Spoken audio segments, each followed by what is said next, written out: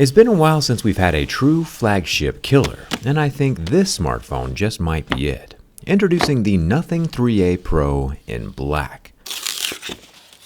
Getting into the box is rather interesting. I imagine the sleeve is supposed to come off easier than this, but I'm gonna be honest, there's nothing super satisfying about this particular unboxing experience until you finally get to the nothing that's inside. I'm a huge fan of transparent devices. Also in the box, we have a long white USB-C cable, as well as the classically clear Nothing SIM card removal tool. Not quite as glitzy as the gold-plated Red Magic SIM ejector, but definitely a good-looking close second. Nothing has dropped two phones at the same time this year, the 3A Pro on the left and the regular blue 3A on the right. Both nearly identical in build quality and hardware, just different cameras, and camera placements, and of course, a different price. The 3A Pro is an extremely reasonable $459, and the regular 3A is an even more extremely reasonabler $379. A sub-$400 smartphone in this economy is truly a treasure. I hope it survives. Since both phones have the same size and physical build, minus the camera bump, I'll be focusing most of my attention on the black Nothing 3A Pro, which has a substantial raised ring in the center to contain the massive periscope camera. For reference, this hump is about the height of two car keys, exactly 3/4, or if you're outside the USA, there's a really nifty trick you can do with the back end of a set of calipers that reveal the exact dimension of 5mm. The less expensive 3A has a more reasonabler gradient on its own linear triple camera setup instead of the massive plateau. When it comes to the front of the phone, however, instead of Gorilla Glass this time around, we have something called Panda Glass, which appears to be a more budget-friendly alternative to Gorilla Glass, and is made in China. A Panda seems way more cuddly than a Gorilla, but that's besides the point. It's still chemically strengthened like Gorilla Glass. And while I can't speak to Panda's impact resistance, its scratch resistance levels are what we would expect on a flagship, with scratches at a level 6 and deeper grooves at a level 7. The same glass covering the screen also covers the 50-megapixel front-facing selfie camera and razor-thin earpiece slit. It's on the side of the phone where we finally find out how Nothing managed to make this Nothing so inexpensive. Plastic, which to be honest, I'm totally fine with. Single-use plastics need to be banned off the face of the earth, of course, but plastic on a phone that has 6 years worth of security updates? Sign me up. The polished Essential Key is made from metal, along with the metal power button. A plastic frame just makes a lot of sense. There are no antenna lines, and honestly, I didn't even realize it was plastic when I first grabbed it. The individual volume buttons are both made from metal, and the bottom of the phone with its lower loudspeaker and 50-watt USB-C port is also plastic. However, this year we do have an official IP64 rating, as we see with the rubber ring around the edge of the dual SIM card tray. IP64 means we have protection against rain or mist, but submerging your Nothing is still a bad idea. Nothing has upgraded the back panel to glass this year, which is nicely scratch resistant. The plateau as well is topped with a single circle of glass, protecting each of the camera units. The top left camera is the 8-megapixel ultra-wide, the 50-megapixel main camera is on the bottom left, the 50-megapixel periscope telephoto camera is the big boy in the center, and the single LED flash is up top, with the large ring around all three cameras being made from metal. It appears the only real compromise, if it can even be called that, is using plastic on the frame. Since the screen on both phones is still a massive 6.7-inch 10-bit 3000 nit 120Hz 1080p AMOLED, which survives for about 20 seconds under the heat from my lighter without any permanent visible blemish. It has, of course, evaporated the oleophobic coating, so don't try this at home. You'll be surprised at how many moms get mad at me for that one.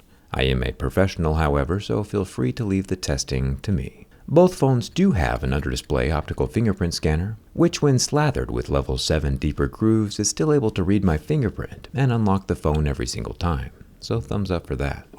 Finally, the bin test. Being plastic, I thought that we would at least get some delightful destruction, or some blissful bending, or maybe an educational experience, but for some reason, probably due to the ultra-rigid glass on both sides, which is embedded into the plastic lips of the frame, we don't get any movement. No cracking, no creaking, and no catastrophic carnage. Even the less expensive regular 3A, which is built in the exact same way with glass on the back, survives just fine when bent from both the front and the back. Glass is indeed helpful for that rigid structure, but as we know, glass is glass, so keep that in mind as drops are still going to be an issue. Like I said earlier, the main difference between the two phones are the camera units, so I vote that we see what that periscope camera looks like from the inside, which means the back glass needs to come off. I'll warm it up until it's barely too hot to touch, and slide my razor blade between the glass and the plastic frame.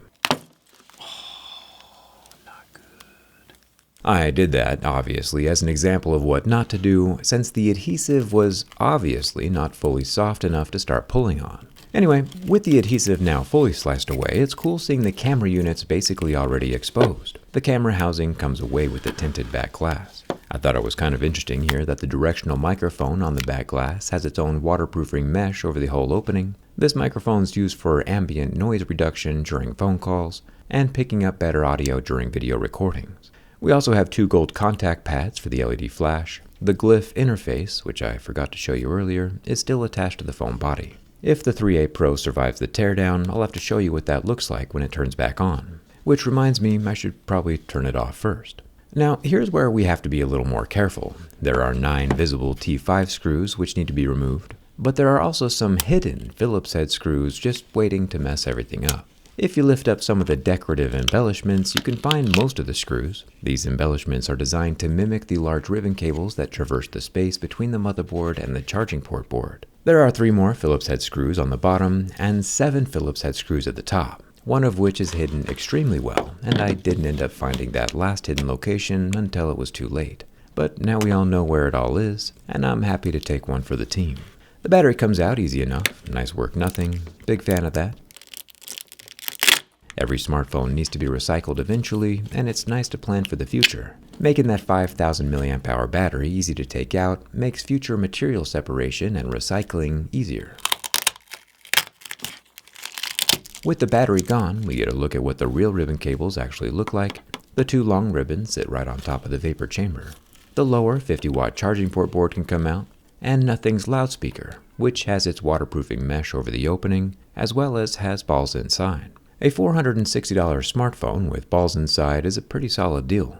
To get access to that 50-megapixel telephoto camera, I'll unplug the longer ribbon cables that connect to the motherboard, just like little Legos. There are 2 more small Phillips head screws holding on the motherboard, one at 3 o'clock and the other up around 10 o'clock.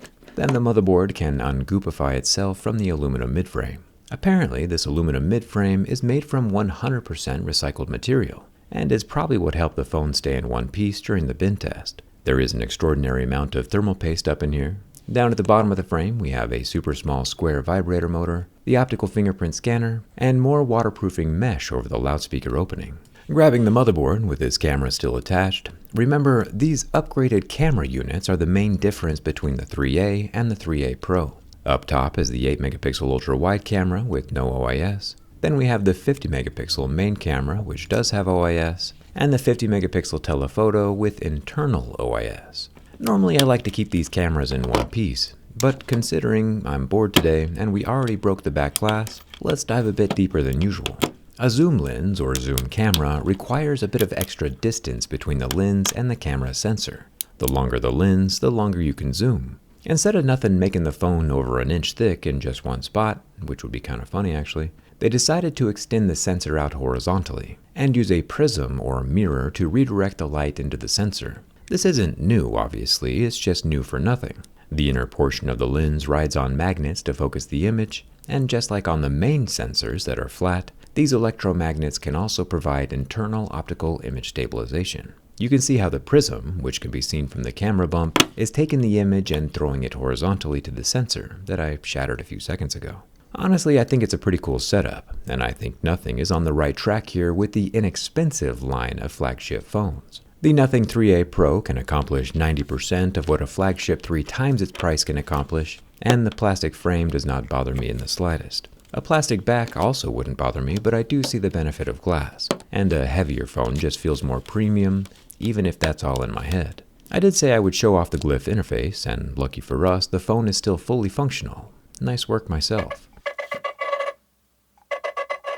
I specifically didn't mention a giveaway at the beginning of this video, so it would be just for those who make it to the end. I'll pick 3 random people in the comments who tell me their favorite ice cream or dessert, and they'll receive one of my remaining Nothing 3As, or the one unopened Nothing 3A Pro. Hit that subscribe button, and as always, thanks a ton for watching.